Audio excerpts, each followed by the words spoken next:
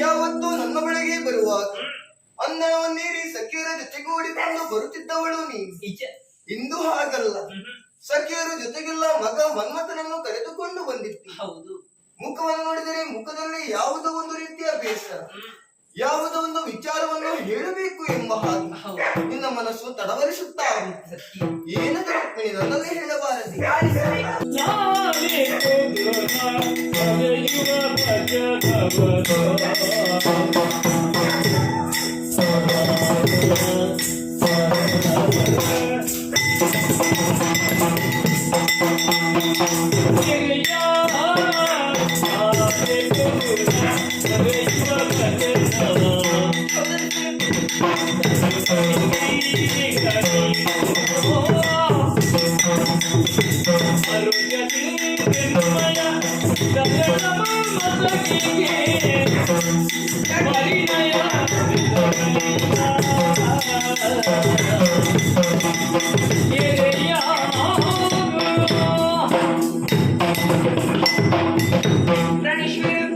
ಎಂದಿನ ಹಾಗೆ ರುಕ್ಮಿಣಿಯಿಂದ ಬಂದವಳಲ್ಲ, ದುಗುಡವನ್ನು ಹೊತ್ತುಕೊಂಡು ಬಂದಿದ್ದಾಳೆ.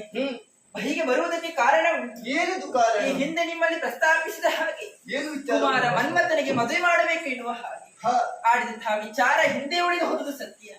ಈವರೆಗೆ ಮದುವೆ ಕಾರ್ಯ ಮುಂದಕ್ಕೆ ಹೋಗುವುದು ಕಾಣುತ್ತಾ ಇಲ್ಲ. ಹಾಗಾಗಿ ಮಗದೊಮ್ಮೆ ಕೇಳ್ತಾ ಇದ್ದೇನೆ, ಯಾವಾಗ ಮಗನ ಮದುವೆ? ರುಕ್ಮಿಣಿ, ಇಷ್ಟಕ್ಕಾಗಿ ಚಿಂತೆಯಾಗುತ್ತಾ ಚಿಂತೆ ಮಾಡಬೇಡ. ಮತ್ತೆ ಬರುವ 8 ದಿನಗಳಲ್ಲಿ ಒಳ್ಳೆಯ ಹುಡುಗಿಯನ್ನು ಹುಡುಕಿ ಒಳ್ಳೆಯ ಮುಹೂರ್ತದಲ್ಲಿ ಆತನಿಗೆ ಮದುವೆಯನ್ನು ನಾನೇ ಮಾಡುತ್ತೇನೆ. ಸ್ವಾಮಿ, ಜಗವನಿ ಬಾಯದು ಕುಲನಂದ ಮಾಧವ